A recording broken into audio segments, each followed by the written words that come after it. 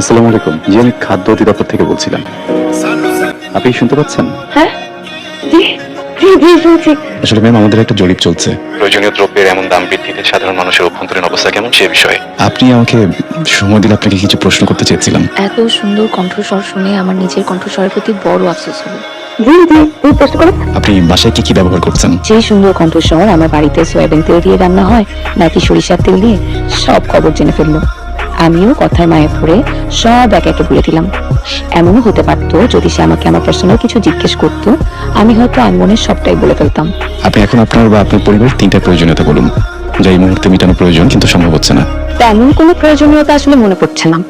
আম্মু অবশ্য আমাকে বিয়ে দিতে পারলে একবারে বেঁচে যায়, কিন্তু বিয়ের জন্য প্রপার পাত্র খুঁজে পাচ্ছি না। এটা কি কোনো গুরুত্বপূর্ণ প্রয়োজনীয়তার মধ্যে পড়ে? নিশ্চয়ই ম্যাম, এটা গুরুত্বপূর্ণ প্রয়োজনীয়তার আওতায় পড়ে। আমাকে এতটা সময় দেওয়ার জন্য ধন্যবাদ। ভালো থাকবেন। জি, আপনাকেও ধন্যবাদ।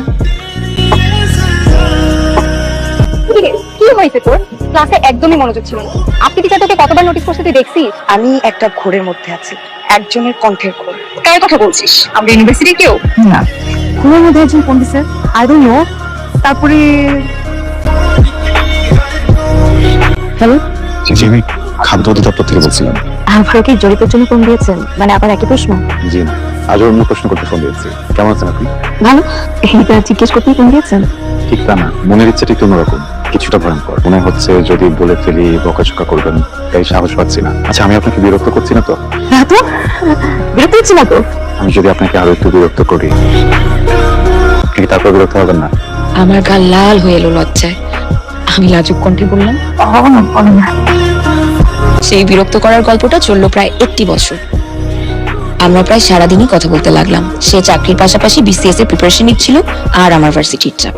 এসবের বাইরে যতটুকু সময় পাওয়া যায় আমরা মুগ্ধ হয়ে একে অপরের কথা শুনতাম। তবুও কি করে যে এমন একটা কথা বাদ পড়ে গেল দুজনে। সে একদিন ফোন করে জানালো সে আমার ভার্সিটির 1 নম্বর গেটের সামনে দাঁড়িয়ে আছে। একটা বছর দুজন কেউ কাউকে দেখিনি। আমার হৃদয়ে কেঁপে উঠলো। এই প্রথম সেই সুন্দর কণ্ঠস্বরটিকে সামনাসামনি দেখতে পাবো। ভাবতেই আমার গলা শুকিয়ে আসছিল, হাত পা কেঁপে উঠছিল। রিক্সা থেকে নেমে নার্ভাসনেসে কম্পনরত হাত পা নিয়ে আশেপাশে তাকালাম, কিন্তু খুঁজে পেলাম না।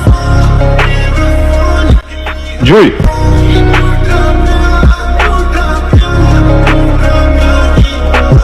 আমি মনে হয় মরে যাচ্ছি, আমাকে একটু ঠান্ডা।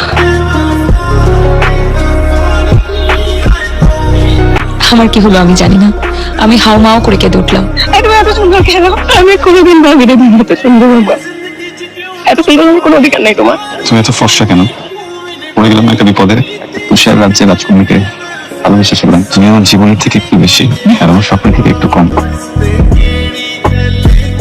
একটা মানুষ এতটা গভীর প্রেমে কিভাবে পড়ে?